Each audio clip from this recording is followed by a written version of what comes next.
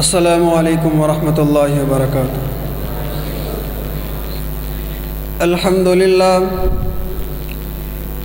للہ وکفی والصلاة والسلام علی من لا نبی بعدہ، اما بعد فاعوذ باللہ من الشیطان الرجیم، بسم اللہ الرحمن الرحیم۔ انما یرید اللہ لیذہب عنکم الرجس اہل البیت ویطہرکم تطہیرا، صدق اللہ العظیم۔ میں آل مصطفیٰ کو سید و سردار لکھتا ہوں، میں آل مصطفیٰ کو سید و سردار لکھتا ہوں، ان کے دشمنوں پر ہو خدا کی مار لکھتا ہوں۔ نبی کے اہل بیت سے الفت نہیں جس کو، نبی کے اہل بیت سے الفت نہیں جس کو، میں ایسے شخص کو اہل بیت کا غدار لکھتا ہوں۔ بلائیں میرے دروازے پہ آ کر لوٹ جاتی ہیں، بلائیں میرے دروازے پہ آ کر لوٹ جاتی ہیں، میں دروازے پہ نام حیدر کرار لکھتا ہوں۔ سامعین محترم، آج میں آپ حضرات کے سامنے جس موضوع کو لے کر حاضر ہوا ہوں وہ ہے اہل بیت دو نظریوں کے درمیان۔ سامعین محترم، صحابہ اکرام اور اہل بیت کی محبت ہمارے ایمان کا حصہ ہے۔ ان کی مثال کچھ اس طرح ہے کہ جس طرح ایک پرندے کے دو پر ہوا کرتے ہیں کہ اگر ایک پر کو اس سے جدا کر دیا جائے تو ایک پر کے ذریعے پرندہ اڑ نہیں سکتا، اسی طرح اگر صحابہ اکرام کو چھوڑ دیا جائے تب بھی گمراہی ہے، اگر اہل بیت کو چھوڑ دیا جائے تب بھی گمراہی ہے۔ سامعین محترم، دنیا کے اندر بہت سے فرقے پیدا ہوئے۔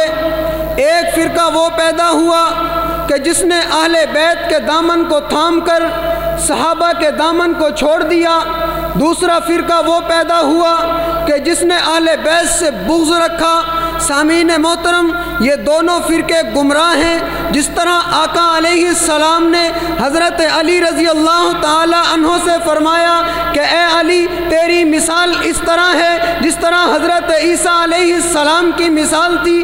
آقا علیہ السلام نے جب یہ فرمایا تو صحابہ حیران ہو گئے۔ آقا علیہ السلام نے پھر فرمایا کہ اے علی جس طرح حضرت عیسیٰ علیہ السلام کے متعلق دو طبقے گمراہ ہوئے، اسی طرح تیرے متعلق بھی دو فرقے گمراہ ہوں گے۔ ایک فرقہ جو حضرت عیسیٰ علیہ السلام کے متعلق گمراہ ہوا وہ عیسائیوں کا تھا، دوسرا فرقہ یہودیوں کا تھا۔ عیسائیوں نے حضرت عیسیٰ علیہ السلام کو اللہ تعالیٰ کا بیٹا کہا، یہ بھی گمراہ ہوئے۔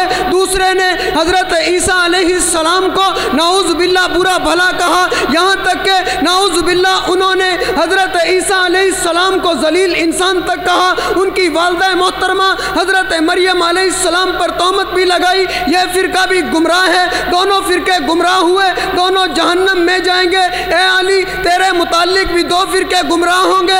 ایک وہ ہے جو تجھے مشکل کشا کہے گا، تجھے حاجت روا کہے گا، تجھے معصوم عن الخطا کہے گا، تجھے نبوت کی مسند پر بٹھائے گا، تجھے انبیاء کی مسند پر بٹھائے گا۔ علی یہ فرقہ بھی گمراہ ہے۔ دوسرا فرقہ وہ ہے جو تجھ سے بغض رکھتا ہے۔ میں یہ بات کہتا ہوں کہ اگر کوئی انسان حق اور باطل کو سامنے رکھ کر فیصلہ کرنا چاہے حق کیا ہے باطل کیا ہے تو اس کو باطل کی طرف یہ گمراہ فرقے نظر آئیں گے اور حق کی طرف مسلک اہل سنت والجماعت نظر آئے گا۔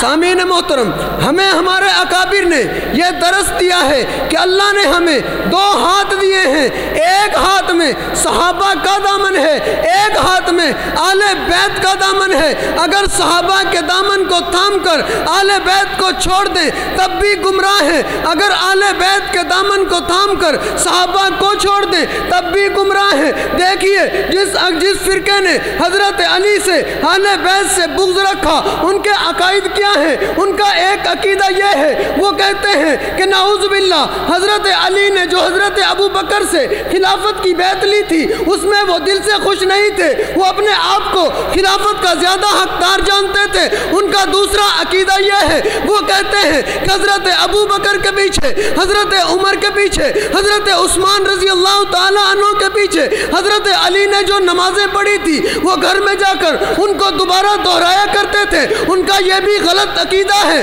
ان کا تیسرا عقیدہ یہ ہے، وہ کہتے ہیں کہ حضرت عثمان کے خلاف جو بغاوت ہوئی اس بغاوت پر نعوذ باللہ حضرت علی رضی اللہ تعالیٰ عنہ خوش تھے۔ ان کا یہ تیسرا عقیدہ ہے۔ میں ان باطل فرقوں کو سامنے رکھ کر کہنا یوں چاہوں گا، نہ پھول ماریں گے، نہ پھولوں کی کلی ماریں گے، نہ پھول ماریں گے، نہ پھولوں کی کلی ماریں گے، مجتہد ماریں گے، ابدال و ولی ماریں گے۔ جو بھی کرے گا اصحاب و اہل بیت پہ تبرہ بازی، جو بھی کرے گا اصحاب و اہل بیت پہ تبرہ بازی، ان کو فاروق کے درے سے علی ماریں گے۔